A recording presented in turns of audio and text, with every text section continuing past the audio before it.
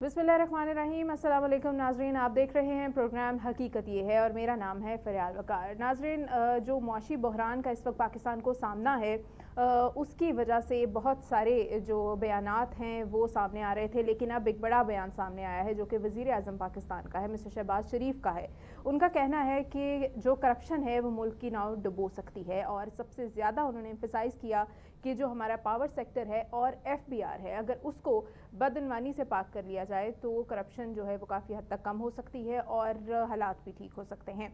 अब ये एक बड़ा बयान है और जाहिर है कि वाज़े तौर पे FBR का और पावर सेक्टर का नाम लेना बतौर वज़ीर आज़म ये कोई आम सी बात नहीं, छोटी सी बात नहीं। ये क्यों है और इसमें मज़ीद क्या एलेबोरेशन होगी, इस पर आपसे बात करेंगे। साथ ही साथ आपको बताएंगे कि क्योंकि मुल्क में इस वक्त सियासी इंस्टेबिलिटी बहुत ज़्यादा है, जिसकी वजह से ये भी एक वजह है कि मुआशी हमें मसाइल का सामना है। इसी दौरान इमरान खान साहब की तरफ से बार बार जो है वो लचक दिखाई दे रही है। कभी तो वो इस्टेब्लिशमेंट से बात करना चाह रहे हैं, लेकिन अभी उन्होंने एक बहुत बड़ा जो है वो ये भी जो उनकी तरफ से लचक दिखाई गई है वो ये है कि वो सियासी लोगों से भी बातचीत करने पे आमादा है। उनका कहना है कि मुल्क को इस वक्त इस चीज़ की बहुत ज़रूरत है कि सब लोग जो है वो आपस में बातचीत करें, लिहाजा वो इस पर भी राज़ी हो गए हैं। साथ ही साथ आपको ये बताएंगे कि इस वक्त जो पावर सेक्टर है वो किस तरह से मुतासिर हो रहा है। बिजली की कीमतों की वजह से अवाम बहुत ज़्यादा परेशान है। कायमा कमेटी ने इसके ऊपर एक बड़ा बयान दिया है और कायमा कमेटी का बयान जो है वो जो है वो क्या असर कर सकता है, वो क्या रंग ला सकता है। साथ ही साथ आपको बताएंगे कि IMF से जो कर्जे लेने का सिलसिला है, 1958 से तकरीबन हम कर्ज़े ले रहे हैं और ये सिलसिला अभी तक थमा नहीं है। और जब भी हम IMF से कर्ज़ा लेते हैं तो बड़ी सख्त किस्म की शराइत होती हैं, और वो शराइत क्या होती हैं, हम पे किस तरह से असरअंदाज होती हैं, इस पे आज इस प्रोग्राम में आपसे बात की जाएगी। मेरे साथ मौजूद हैं फैसल इदरीस भट्ट साहब। अस्सलाम वालेकुम भट्ट साहब। जी वालेकुम अस्सलाम, क्या हाल चाल है? ठीक ठाक है अल्हम्दुलिल्लाह भट्ट साहब, बिल्कुल ठीक। सबसे पहले तो भट्ट साहब, ज़ाहिर है मुआशी बहरान बहुत ज़्यादा है और हम हमेशा बात करते हैं कि मुआशी बहरान का ताल्लुक सियासी अदम इस्तेकाम से भी बहुत ज़्यादा होता है। अभी शहबाज शरीफ साहब का जो बड़ा बयान आया है वो बयान उन्होंने पावर सेक्टर और जो FBR है उसके हवाले से दिया है कि करप्शन जो है वो अगर वहाँ पे कंट्रोल कर ली जाए तो मामला हल हो जाएगा। मुझे बताइए, बतौर वज़ीर आज़म जो शहबाज शरीफ साहब का ये बयान है इन दो डिपार्टमेंट्स का ख़ास तौर पर नाम लेके, क्या ये कोई आम सी बात है? बिस्मिल्लाहिर्रहमानिर्रहीम। असल में पाकिस्तान में करप्शन वाकई एक बहुत बड़ा मसला है और पाकिस्तान इस नैश पे पहुंच चुका है कि हम खुदा ना खास्ता कभी डिफ़ॉल्ट होने के दहाने पे होते हैं, कभी कर्जा लेते हैं IMF से, कि कभी कर्जे रीशेड्यूल करवाते हैं और वापस आ जाते हैं। अब सूरत हाल ये है कि वज़ीर आज़म पाकिस्तान भी बेबस नज़र आ रहे हैं FBR के जो लोग बैठे हैं उनके सामने, और वज़ीर आज़म ये भी कहते पाए जा रहे हैं कि अगर मैं इनको ठीक करने में नाकाम रहा तो मैं इस्तीफ़ा दे दूंगा। FBR के लोग बहुत ज़्यादा स्मार्ट हैं और उनका ये हुकूमत का, या आप देखें ना, शब्बर रज़ा ज़ैदी साबिक चेयरमैन थे PTI के दौरे हुकूमत में, और उनकी आप इंटरव्यू सुने, अब उनसे बात करें तो आपको अंदाज़ा होगा कि शब्बर ज़ैदी क्या बताते हैं कि आइंदा के उस वक्त उनको किस किस ने इन्फ्लुएंस किया, और इसलिए इन्फ्लुएंस नहीं किया कि आप ठीक काम करें और अच्छा काम ना करें, मतलब अच्छा काम करें और गलत काम ना करें। इन्फ्लुएंस इसलिए किया गया कि उनका PTI का नारा था कि उस पर करप्शन नहीं होनी चाहिए, करप्शन का खात्मा करेंगे।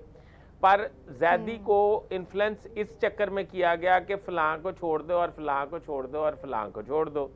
जब हमारे मुल्क में इस वक्त जो अशराफिया है, फ़रियाल, मैं आपको ये बताऊं कि इस वक्त मतलब एक बिज़नेस ऐसा है कि पाकिस्तान की कुछ ऐसी मसनूआत हैं, मतलब ये हमारे बहुत कम नाज़रीन को पता होगा, बड़ी तवज्जो वाली बात है कि हमारी कुछ ऐसी प्रोडक्ट्स हैं जो अगर हम पाकिस्तान से एक्सपोर्ट करें तो पाकिस्तान गवर्नमेंट भी उसका, मुझे एग्जैक्ट और लीगल वर्ड शायद नहीं याद आ रहा होगा, पर उसमें आपको इतने % गवर्नमेंट भी अदा करती है, यानी कि आप समझे सब्सिडी देती है या इस तरह सब्सिडी का लफ्ज ठीक है मेरे ख्याल में, सब्सिडी।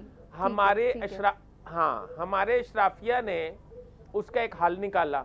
हल ये था कि उन्होंने वो सब्सिडी जो है वो चीज़ एक्सपोर्ट की और सब्सिडी ले ली। अब इसमें ये बहुत अच्छा। सादी चीज़ नहीं है, उन्होंने सिर्फ कागज़ों में वो चीज़ एक्सपोर्ट की और सब्सिडी ले ली। अब आप अंदाज़ा लगाएं कि जिस मुल्क में ये हालात होंगे कि वो हुकूमत वक्त से, और वो लोग कोई मतलब आम लोग नहीं है, आम लोग तो ये काम कर नहीं सकते, लोग वो ये अशराफिया जो इस वक्त हुकूमत में भी मौजूद है, मैं उनकी निशानदेही भी कर सकता हूँ, वो लोग ये काम करते रहे हैं। अरबों खरबों रुपया उन्होंने इस मद में पाकिस्तान के खून से निचोड़ा है, और कागजों में वो सब्सिडी लेते रहे, कागजों में वो एक्सपोर्ट करते रहे और सब्सिडी लेते रहे। अब इसमें भी सारा कसूर जो है वो FBR का है, इसमें भी सारा कसूर पाकिस्तान गवर्नमेंट का है, इसमें भी सारा, क्योंकि ये सारे हाथ जो हैं आपस में मिले हुए होते हैं। अब सूरत हाल ये है कि अगर को कभी क्यों नहीं कंट्रोल किया जा सकता, माफिया सिस्टम नहीं खत्म हो सकता, इसका मतलब इसको भी अब माफिया समझ सकते हैं। फरियाल, इस माफिया को इसलिए कंट्रोल नहीं किया जा सकता कि इस माफिया के इंटरेस्ट जो हैं उन्हीं लोगों से जुड़े हुए हैं जो इसको कंट्रोल कर सकते हैं, पहले ये समझ लें। इस माफिया ये आम आदमी की पहुंच में नहीं है। FBR या ये टैक्स कलेक्शन के जो डिपार्टमेंट्स हैं, ये हर बंदे से पैसे, हर बंदे को टैक्स डाल लेते हैं जो आम आदमी होता है। जो बंदा मतलब थोड़ा सा असर रसूख वाला होता है वो अपना टैक्स बचा लेता है। ये पाकिस्तान में आम ज़बान ज़द आम है। ये हमारे जो टैक्स लॉयर बैठे हुए हैं वो आपको ऐसे ऐसे तरीके बताते हैं कि आपकी मतलब सोच वहाँ काम नहीं करती। एक्चुअली तो हमारा पूरा माशरा जो है की चीजें हैं वो सिर्फ ऐसे दिखावे की बातें हैं। नहीं, दिखावे की बातें हैं। मैं आज कहता हूँ जो लोग नॉन फाइलर है ना, उनको अगर पता लग जाए ना कि फाइलर होके कोई नुकसान नहीं होता और कुछ भी नहीं होता बल्कि फायदे ज्यादा हैं, तो वो फौरन फाइलर हो जाए। वो तो अपनी मतलब ला इल्मी की वजह से नॉन फाइलर रह रहे हैं। अब आप पाकिस्तान में जो बड़े ताजर हैं वो फाइलर नहीं है, और पाकिस्तान में आपको पता है कि पहले ये सिस्टम था कि दुनिया में, अमेरिका में क्योंकि टैक्स कलेक्शन बहुत ज़्यादा है, मगरबी ममालिक में टैक्स कलेक्शन बहुत ज़्यादा है, तो जो गैर मुल्की जाते थे अमेरिका में वो उबर यानी कि टैक्सी चलाने को अहमियत देते थे। टैक्सी चलाने को अहमियत इसलिए वो देते थे कि उनको टैक्स नेट में नहीं आते थे और उनकी टैक्स कलेक्शन नहीं होती थी। अब यानी कि मैंने आपको राइड दी और आपसे कैश लिया और जेब में डाला और चले गए, ये उबर करीम ने, अब बात खत्म। उबर करीम ने आके उनका ये रास्ता भी बंद कर दिया, क्योंकि वो राइड ऑनलाइन बुक होनी है, ऑनलाइन ही आपने पेमेंट लेनी है, या आप कैश भी ले लें पर ऑन रिकॉर्ड आ जाता है कि आपने कितनी राइड्स की, उसमें आपकी टैक्स कलेक्शन होती है। अब सूरत हाल ये है कि ये वो उस ममालिक के जो उसके जो शहरी हैं, अमेरिकन जो शहरी हैं, वो टैक्स चोरी करने की कोशिश नहीं करते। ये बैरून मुल्क से जो जाते हैं वो कोई ऐसे तरीके इजाद करने की कोशिश करते हैं कि किसी तरह टैक्स नेट से बच जाया जाए। हमारे जो एशियन जाके उधर काम करते हैं, इंटेलिजेंट लोग हैं, नेगेटिव लोग हैं, इंटेलिजेंट नहीं कहेंगे। इंटेलिजेंट होते तो हम तरक्की कर गए होते। और हमारे जो एशियन जाके जो उधर तरक्की मेहनत करते हैं, अब उसका तरीका क्या है? उसका तरीका ये है कि आपको बाय द लॉ चेक में पेमेंट होगी, यानी कि जब आप चेक में पेमेंट होगी तो आपकी टैक्स कलेक्शन होगी। अब करते क्या है कि वो ना, अगर लाइक आपने, मैं एक छोटी सी मिसाल दे रहा हूँ, आपका हफ्ते का $1000 बन रहा है और चेक में आप दे रहे हैं उसको, तो उसका $200 टैक्स कट जाएगा, $800 हो जाएगा। वो अपने सेठ को ये ट्रैक्शन देगा कि आप मुझे कैश में पैसे दे दें और वो जो $900 है आप मुझे दे दें $1000, आपका तो ज़ार जा रहा है। वो कई लोग ट्रैप हो जाते हैं इनके चुंगल में, और कई लोग कहते हैं कि नहीं भाई हम इनलीगल नहीं दे सकते। तो पाकिस्तानी तो हर जगह पे हर फन मौला है, वो काम करते रहते। तो पाकिस्तान में तो बड़े फार्मूले हैं, क्या क्या जो इन्होंने निकाले हुए हैं। तो मैं नहीं समझता कि वज़ीर आज़म इस कोशिश में कामयाब हो सकेंगे कि जितनी जद्दोजहद वो कर रहे हैं कि एफबीआर के लोगों को सीधा करने के लिए और टैक्स कलेक्शन को 100% बनाने के लिए मेरे ख्याल का खासी मुश्किल उन्होंने टास्क बट साहब ये जो मुश्किल टास्क है, ये सिर्फ अगर मैं पूछना चाहूँ कि बतौर वज़ीर आज़म कोई भी होता तो उसको इतनी मुश्किल आती, या फिर ये भी वेरी करता है पर्सन टू पर्सन? नहीं, वेरी नहीं करता। मैं आपको बताता हूँ, ये कोई भी वज़ीर आज़म हो, मैं आपको यही तो बात बताना चाहता हूँ। मैंने अभी जो आपको पीछे निशानदेही की सब्सिडी की, वो इस वक्त हुकूमत का एक अहम पार्ट है जिसकी मैंने निशानदेही की, ठीक है। वो हुकूमती अलाई है, नंबर 1। नंबर 2, सही सही, कोई भी वज़ीर आज़म जो है वो इसलिए इनके आगे बेबस है कि इनसे जो फैसिलिटेट हो रहे हैं वो वज़ीर आज़म के ही सराउंडिंग के लोग हैं, ठीक है ना। वो मतलब लाइक मैं किसी को नॉमिनेट नहीं कर रहा, वो लाइक कोई सेनेटर हैं, उनका कोई बहुत बड़ा बिजनेस है, कोई मेंबर कौमी असम्बली है, उनका कोई बहुत बड़ा बिजनेस है, कोई मिनिस्टर है, कोई मतलब ब्यूरोक्रेट है सीनियर, वही लोग हैं जो वज़ीर आज़म के इर्द गिर्द हैं। अब वही वज़ीर आज़म को बेबस कर देते हैं। अब वज़ीर आज़म खुद, पहली तो बात यह है कि वज़ीर आज़म खुद जो है वो अगर कारोबार करता है तो वो खुद ही नहीं एफबीआर के खिलाफ कुछ कर सकता, ये समझ लें। अगर वज़ीर आज़म कारोबार नहीं करता और वो करने का इरादा रखता है तो वज़ीर आज़म के गिर्द एक बहुत बड़ी फौज है जो उनके लिए सॉफ्ट कॉर्नर रखती है, क्योंकि वो किसी न किसी तरह से फैसिलिटेट होते रहते हैं उन अफसरान से और उस इदारे से जो टैक्स कलेक्शन के ज़ुमरे में आते हैं। इस वजह से मैं ये कह रहा हूँ कि मैंने आपको बताया ना कि इमरान खान ने शहबाज जैदी को बेबस कर दिया था। पहले उसे कहा कि आपको फुल फ्लैट टास्क है। उस वक्त तो फौज और हुकूमत, वज़ीर आज़म दोनों एक पेज पे थे, पर शहबाज जैदी नाकाम हो गए थे। नाकाम क्यों हुए थे? फिर इनकी तरफ से बात चले। देखिए, आप कितने लोगों को इनकार कर लेंगे? वज़ीर आज़म तो कह रहे हैं मैं इस्तीफा दे दूंगा। इस्तीफा तो मुझे नहीं पता देंगे कि नहीं देंगे, पर मेरा ये ख्याल है कि एफबीआर कोई नहीं सीधा होना। एफबीआर सीधा नहीं होना, ये उनकी सिर्फ उनकी एक ख्वाहिश कह सकते हैं। अभी दोबारा से अगर इन्हीं मौशी बहरान के हवाले से एक लिंक करें तो आईएमएफ की तरफ से जो कर्जे हमें मिलते हैं, एक तो कोई भी हुकूमत इसे ख़त्म नहीं कर सकी, या शायद ऐसे हालात ही नहीं बन सके कि हम इससे जान छुड़वाएं। लेकिन इसकी जो शराइत होती हैं भट्ट साहब, वो ज़रा हमारे नाज़रीन को बताइएगा कि आम तौर पे क्या शराइत होती हैं। इस वक्त जो $7 अरब मज़ीद हमें मिलना है, क्या शराइत हैं और हम किस तरह से उससे असरअंदाज होते हैं? फरियाल, एक बात आप समझें, हम सादा ज़बान में बात करते हैं कि पाकिस्तान ने आईएमएफ से कर्जे लिए। पाकिस्तान कर्जे लेने का माहिर मुल्क गर्दाना जाता है। एशिया में नुमाया नंबर, यानी कि पहले नंबर पर है जो आईएमएफ का मकरूज है। ये क्रेडिट हमें हासिल है। दूसरी बात ये कि कोई भी बैंक या आईएमएफ या कोई भी सेठ वो किसी ऐसे घर को या कारोबार को कर्ज देने के लिए तैयार नहीं होता जिसका मतलब अंदरूनी स्ट्रक्चर जो है वो ठीक ना हो, डिज़ाइन ठीक ना हो। आप अंदाज़ा लगाएं कि आपको मैं एक गिरते हुए कारोबार में पैसे इन्वेस्ट करने के लिए कहूँगा तो आपकी शराइत बहुत ज़्यादा सख्त हो जाएंगी।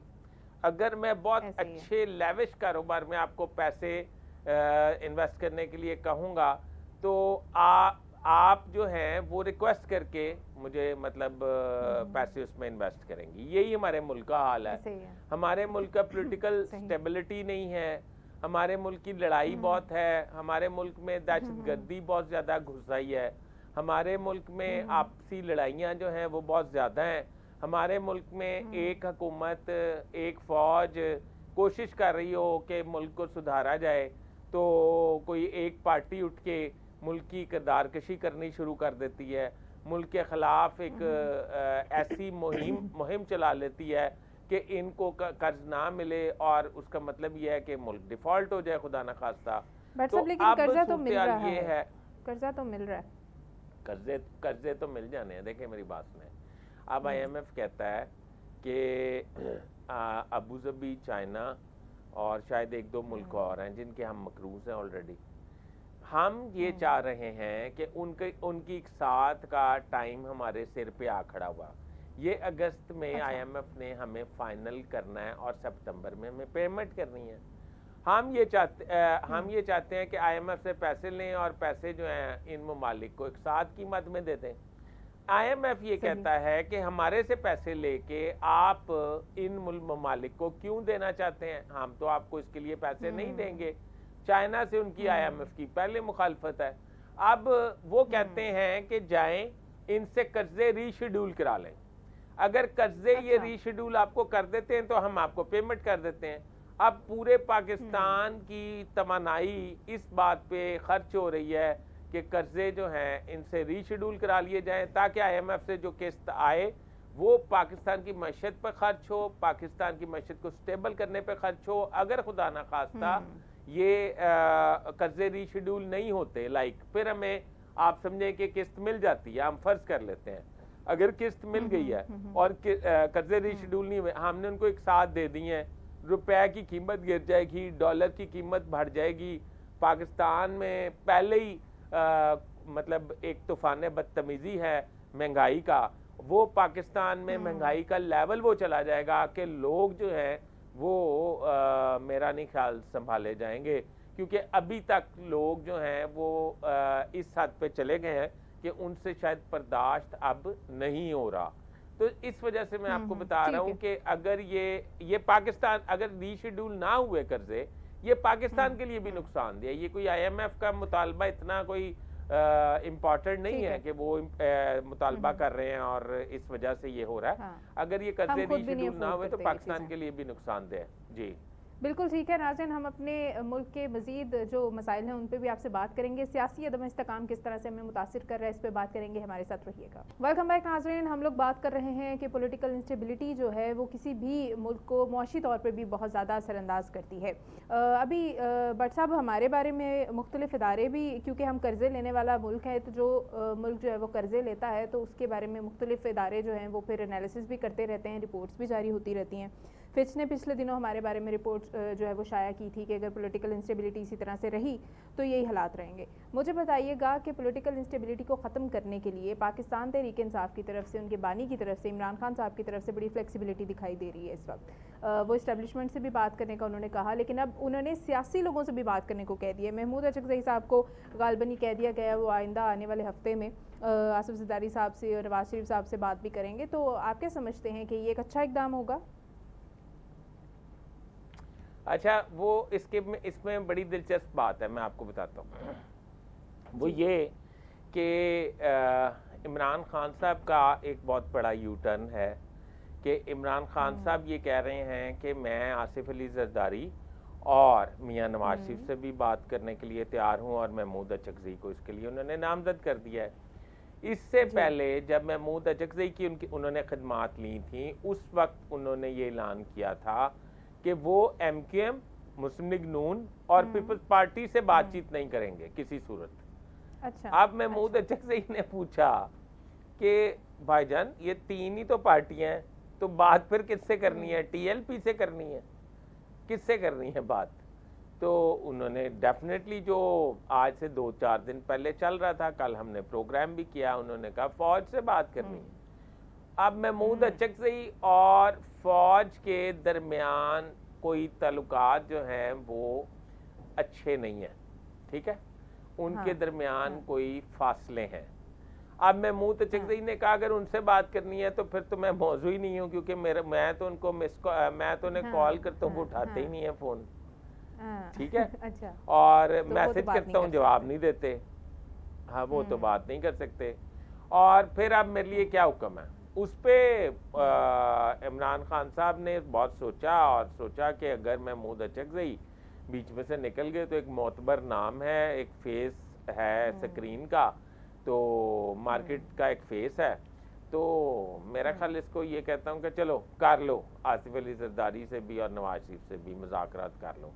और मुझे ये यकीन है कि आसिफ अली जरदारी और नवाज शरीफ मेरे मुतालबात किसी सूरत नहीं मानेंगे। जब वो नहीं मानेंगे तो मैं रौला डाल दूंगा कि मैंने सियासत, मैंने तो अपना कुर्बानी देने की कोशिश। उनको मानने चाहिए, क्योंकि अगर हम बात कर रहे थे ना, हमने कल भी प्रोग्राम में बात की कि एस्टेब्लिशमेंट की बात को तो छोड़ दें, क्योंकि वो तो एक बनता ही नहीं है ना, वो तो होना ही नहीं। मुझे ये बताइएगा कि सियासत में तो हमेशा गुंजाइश रहती है ना मुज़ाकरात की, तो अभी खुद ही गवर्नमेंट कह रही है, खुद ही गवर्नमेंट जो है मुज़ाकरात की गुंजाइश, सियासत में जी। मुज़ाकरात की गुंजाइश रहती है, तो आप क्या समझती हैं कि इमरान खान जो है वो मतलब बहुत काया और बहुत पाए के और बड़े विजडम रखने वाले पॉलिटिशियन है, मतलब और आसिफ अली जरदारी और मियां नवाज शरीफ जो हैं वो एचिसन कॉलेज के नए नए फारिगुल बाल जो लड़के होते हैं वो हैं।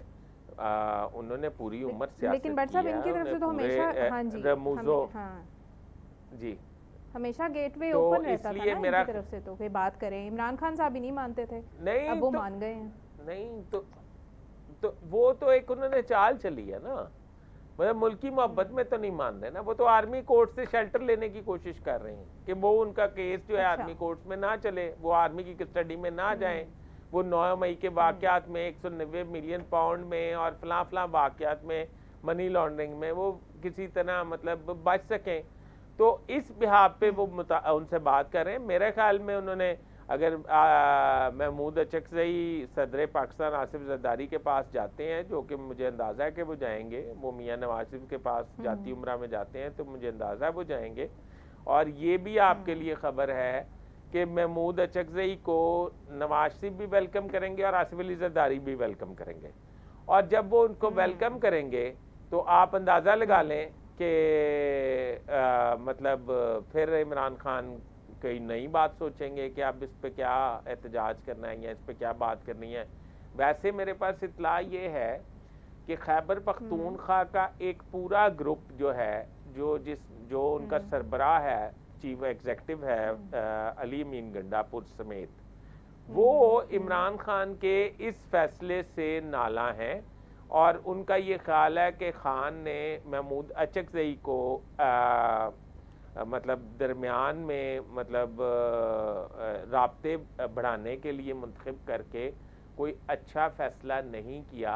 हम लोग भी ये काम कर सकते थे, पर इमरान खान का ट्रस्ट लेवल उन पे नहीं है कि ये वाकई ही कामयाब हो तो जाएंगे, लेकिन जो इनके आपस में जो मामला ख़राब हो जाएंगे, जैसे आपने कहा नाराज़गियाँ हो रही हैं कि ये काम हम भी कर सकते थे, तो जब हमेशा से हम सुनते आ रहे हैं डिवाइड एंड रूल, पार्टी में पहले ही बड़े इख्तलाफात चल रहे हैं, अब ऊपर से ये अगर आ जाएगा तो ये इमरान खान साहब के इनमें नहीं है बातें कि ये चीज़ें जो हैं वो ख़राब हो रही हैं, लोग आपस में नाराज़गियों की वजह से धड़ेबाजियों में आ गए। तो जब इमरान खान साहब हुकूमत के वज़ीर आज़म थे और वो अवाम को भांग काश्त करने की तलकीन कर रहे थे, और जब उन्हें मुर्गी कट्टे अंडों बेचने की और पालने की तलकीन कर रहे थे, आपके ख्याल में मतलब इस बात की कोई जस्टिफिकेशन है कि हमारा हमसाया मुल्क जो है वो दुनिया में आईटी में मतलब चोटी के नंबरों पे चला गया है और हमारे वो मतलब चांद पे वो चले गए हैं, आईटी में गूगल के सरबराह उनके शहरी हैं, अमेरिका की रिस्पेक्टेड प्रेसिडेंट जो है वो उनकी मतलब शहरी है, उस ख़ानदान से ताल्लुक़ रखती है, चेन्नई से उसका ताल्लुक़ है। तो आप क्या समझते हैं कि उस वक्त में जब वो सारा कुछ ये कर रहे थे, जब वो इजादात कर रहे थे, जब वो अपनी आईटी में बहुत सिक्योर कर रहे थे, आर्टिफिशियल इंटेलिजेंस में बहुत आगे जा रहे थे, तो उस वक्त भांग उगाने का और मुर्गे अंडे कट्टे पालने का मशवरा जो दे रहे थे, वो आपके ख्याल में ठीक था, मुनासिब था, हमें इस तरह करना चाहिए था? तो इसलिए मेरा ये ख्याल है कि इमरान खान साहब ने अगर कोई मुनासिब फैसला किया होता तो आज उनकी पार्टी इस मतलब जगह पे, इस मुकाम पे ना खड़ी होती जिस मुकाम पे आज उनकी पार्टी खड़ी है। इसलिए उनको उनको लिए यू टर्न लेना, उनके लिए बात को बदल देना, अपनी बात से करके पीछे हट जाना, इसमें मेरे ख्याल उनके लिए कोई वो ऐसी कोई सुबकी नहीं है, और ना वो ये समझते हैं कि इस बात में मतलब अगर ये बात पूरी ना की तो बड़ा इज्जत बेइज्जती का मसला हो जाएगा, वो अगली बात शुरू कर देते हैं और उसकी जस्टिफिकेशन भी देते हैं। कभी वो देखें आप न्यूट्रल कहते थे, कभी जानवर कहते थे, आप वो सारा आप उनसे पूछते ही नहीं कोई, पहले तो ये समझ लें। अब मुल्की मफाद के लिए वो महमूद कहते हैं ना, वो कहते जी हैं मुल्की मफाद के लिए करते हैं ऐसा, मुल्की मफाद के लिए साथ मफाहमत ज़रूरी है, बैठना ज़रूरी है। मैंने जो है वो अपनी ईगो, एक तरह से ईगो को ही ख़त्म करके उन्होंने इतना बड़ा बयान दिया है कि सियासतदानों के साथ भी बैठने को तैयार हो गए। देखिए, उनको उस वक्त मेरे पास इत्ला है, उस वक्त जो उनके साथ एक पेज में थे और कुछ लोग थे, मतलब बाजवा के दौर में, जब उनके पास पंजाब की हुकूमत थी, खैबर पख्तूनख्वा की हुकूमत थी, उस दौर में उन्हें रिक्वेस्ट करके उनके पैरों को भी हाथ लगाया जा रहा था कि आप हुकूमत को चलने दें, डिस्टेबल ना करें, इस्तीफे ना दें। देखें, पहले उन्होंने कौमी असम्बली से इस्तीफे दिलवाए सारों से और बाहर चले गए, और फिर वो खुद ही वापस आ गए और सब कहने लग गए कि हमने इस्तीफे नहीं दिए।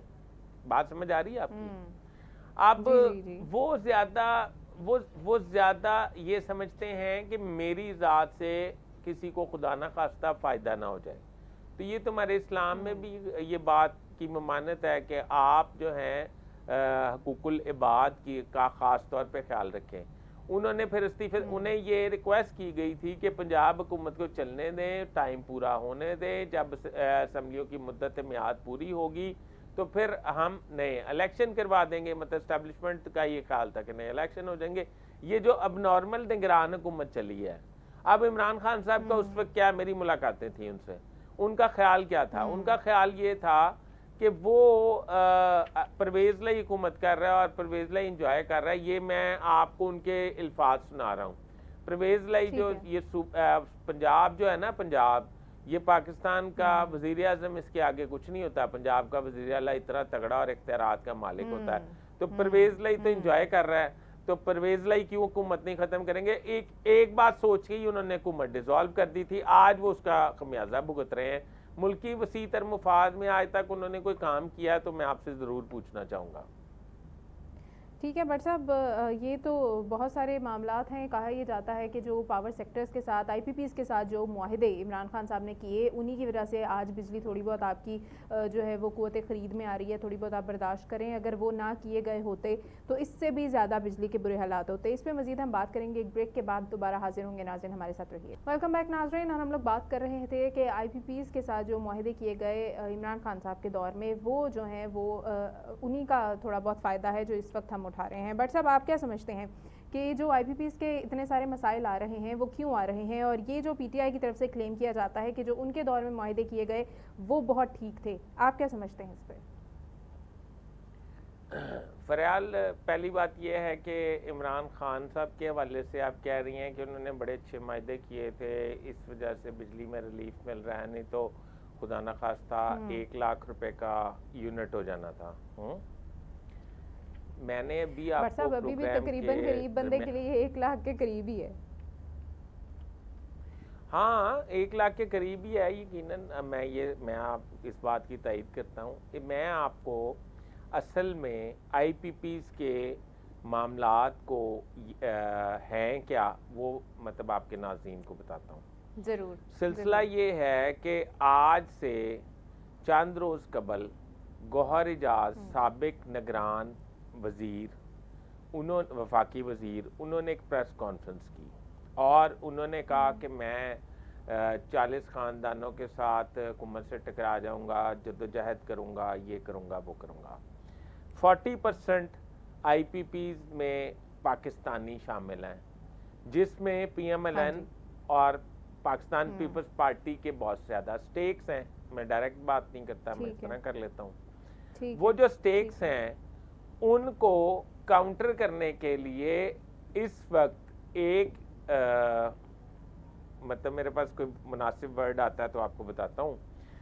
काउंटर करने के लिए वो प्रेस कॉन्फ्रेंस हुई थी, गौहर एजाज साहब ने की थी। गौहर एजाज साहब ने उस तहरीक का आगाज़ किया था। अब आईपीपीज़ का ये है कि अगर उस पे हुकूमत लाइक रियासत या हुकूमत उन मायदों को डिसोन करती है तो इंटरनेशनल कोर्ट्स में इसमें सू हो जाएगा और हमें बहुत ज़्यादा जुर्माने पे करने पड़ेंगे जो हम अफोर्ड नहीं करते। अब इसका पॉजिटिव हल निकालने के लिए गौहर इजाज साहब को मैदान में लाया गया। गौहर इजाज साहब जब मैदान में आ गए, उसके बाद जमात इस्लामी को लूप में लिया गया। अब आपने ये आपको आज प्रोग्राम में रखना चाहिए था, पूछना चाहिए था। जमात इस्लामी ने कह दिया कि मुल्क भर में एहतजाज करेंगे और दायरा मुल्क भर में बढ़ा देंगे। जमात इस्लामी को लूप में लिया गया। जी हाँ जी, जमात इस्लामी को जब लूप में लिया गया और जमात इस्लामी ने और ये एक बड़ा 2-3 चीज़ें अट्रैक्ट की जमात इस्लामी को। एक उनकी नई क़यादत जो है हाफिज़ नईम साहब, वो मतलब अमीर बनने की बेसिक वजह ही उनकी एहतजाज है, उनकी स्पेशलिटी एहतजाज है। वो बड़े एक्सपर्ट हैं एहतजाज के और ऑपोजिशन में बैठ के एहतजाज करते हैं वो। एक और दूसरा ये बहुत हॉट इशू था बिजली के बिल और बिजली की कीमतें। इस पे जमात इस्लामी ने धरना दिया और धरना अब वसी हो रहा है।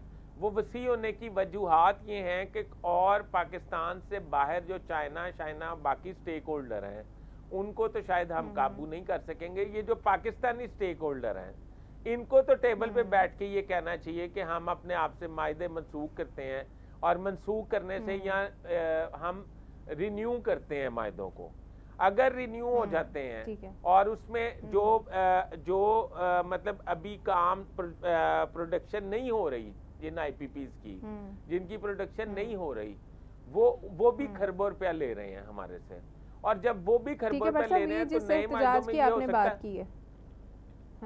जी, ये जो एहतजाज है ना, इसके ऊपर भी पाकिस्तान तहरीक इंसाफ का मौक़िफ़ है और इमरान खान साहब ने जेल से बड़ा अप्रिशिएट किया है और वो कह रहे हैं कि ये वाकई एक ज़रूरत थी और बड़ा ज़रूरी था कि इस पर एहतजाज किया जाए।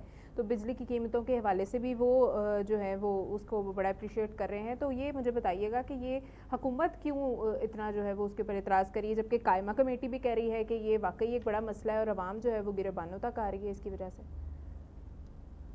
फरयाल, ये देखें, कायमा कमेटी जो है उसके सरबरा राना महमूद उल हसन है, मुल्तान से इसका ताल्लुक है और ये PMLN के मतलब वोटर सपोर्टर हैं, यानी कि उनके टिकट पे आए हुए हैं और पुराने मुस्लिम लीगी हैं। अगर वो कायमा कमेटी ये कह रही है कि लोग गिरबानों तक आ रहे हैं, तो इसका मतलब ये है कि लोगों की अब बात हो चुकी है, वो ग्रास रूट लेवल पे बात को सुन रहे हैं और समझ रहे हैं।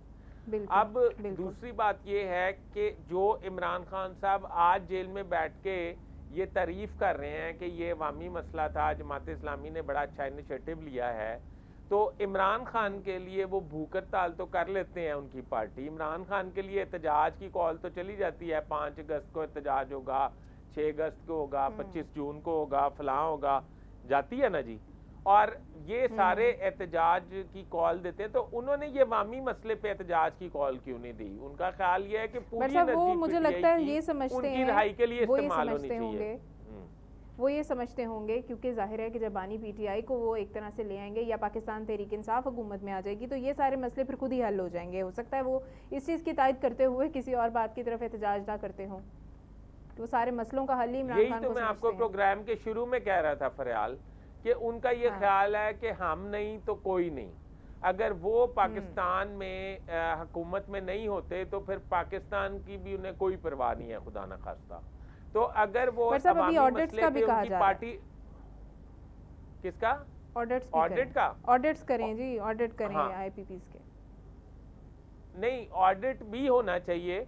ऑडिट इसलिए नहीं हो सकेगा कि जिन्होंने ऑडिट करवाने हैं ना वो मतलब वो खुद स्टेक होल्डर हैं, पहले ये समझ लें। अच्छा, तो इसलिए शायद ऑडिट ना हो सके, पर मायदा रिन्यू हो सकता है, ये बात मैं आपको बता रहा हूँ। और मतलब आप कबल वक्त ये खबर दे रहा हूँ, अगर मायदे रिन्यू हो गए तो बिजली की कीमतें कम हो सकती हैं, इसमें कोई बुरी बात नहीं है। अब अवाम की जो है वो चीखें निकल रही हैं, अब अवाम जो है वो उनका कोई पुरसाने हाल नहीं, तो जाहिर बात है किसी को, किसी मुहिब वतन इदारे को, किसी ऐसे शख्सियत को मैदान में आना पड़ा जो कि वो अवाम को रिलीफ दिलाने के लिए ये सारा कुछ हो रहा है।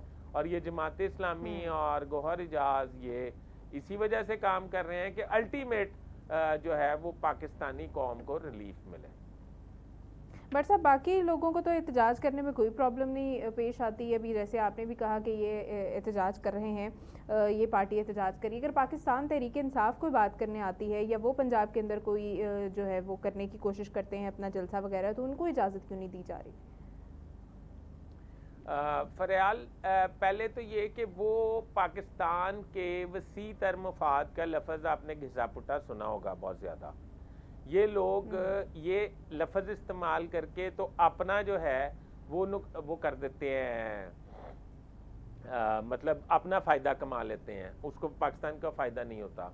तो पाकिस्तान के वसी तर मफाद में अगर कोई एहतजाज वो करना चाहते हैं जो आज तक तहरीक इंसाफ नहीं कर सकी, वो तो उनको भी इजाज़त मिल जाएगी।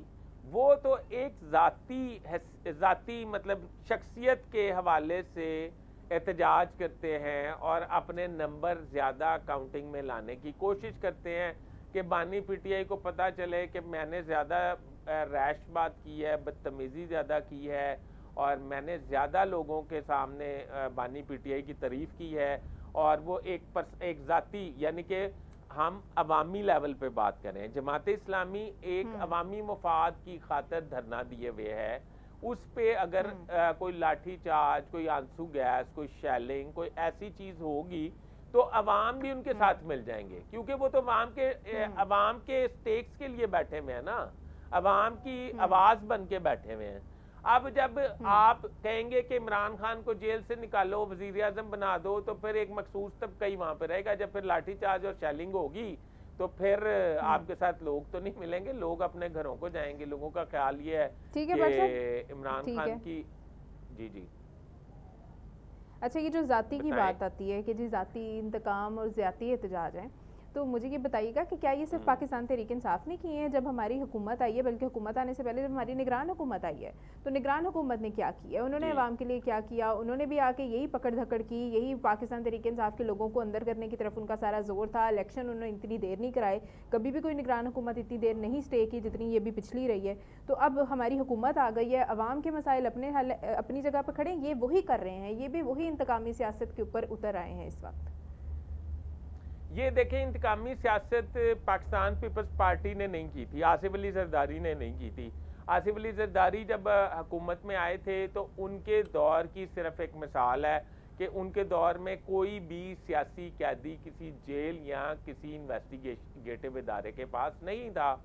और बाकी PMLN पे भी ये इल्ज़ामात हैं कि वो भी इंतकाम की सियासत पर यकीन रखती है। पर तहरीक इंसाफ ने आके तो मेरा ज़ाती तौर पे ख्याल ये है कि बिल्कुल ही आखिर कर दी है। ख़ानदानों में आपस में लड़ाइयाँ करा दी हैं, भाइयों में बंटवारा करा दिया है और एक ऐसा नैरेटिव बिल्ड कर दिया है जो बदतमीज़ी का नैरेटिव है। और इन्होंने चोर चोर कह के और बाद में पता ये चला कि चोरों से तो कुछ नहीं निकला और इनके जो अपने लोग हैं वो लूट मार करके कोई लंदन चला गया, कोई अमेरिका बैठा है, कोई यूरोप में स्टे किया हुआ है। आपने मेरे साथ प्रोग्राम नहीं किया था, मैंने आपको स्टोरी नहीं सुनाई थी, एक सिर्फ खातून की स्टोरी सुनाई थी जिसने 500 आईफोन एक शख्सियत से लिए और 10 अरब रुपया लिया और हीरे जवाहरात लिए। वो मैंने आपको स्टोरी सुनाई तो थी। खैर पट साहब, करप्शन तो फिर ये बहुत ज़्यादा है इन मामलात में, सभी कर रहे हैं और आप कह रहे हैं तो ठीक है, लेकिन पाकिस्तान तहरीक इंसाफ अकेली नहीं है जिसने ये सब कुछ किया। असल में वो पहले हमारे एक ही जैसी सियासी पार्टीज़ थी, तो वो जब एक नई टीम आई, वो तीसरी टीम आई, वो उसने आके सारे डिफरेंसेस बताए, तो इख्तलाफात तो होने ही थे। मुझे ज़ाती तौर पे ये लगता है कि सिर्फ पाकिस्तान तहरीक इंसाफ नहीं, सब में ये खूबियाँ पाई जाती हैं। खैर, आपका बहुत शुक्रिया, आपकी कीमती राय का बहुत शुक्रिया। और अपने नाजरीन के लिए यही कहेंगे कि जो भी मुल्क के हालात हैं वो इंशाल्लाह हमारे हक़ में हो जाएंगे, लेकिन जो भी हमारा किरदार है वो हमें पॉजिटिव तरीके से अदा करना होगा। अभी आपसे इजाज़त चाहेंगे, अपना बहुत सारा ख्याल रखिएगा। खुदा हाफ़िज़।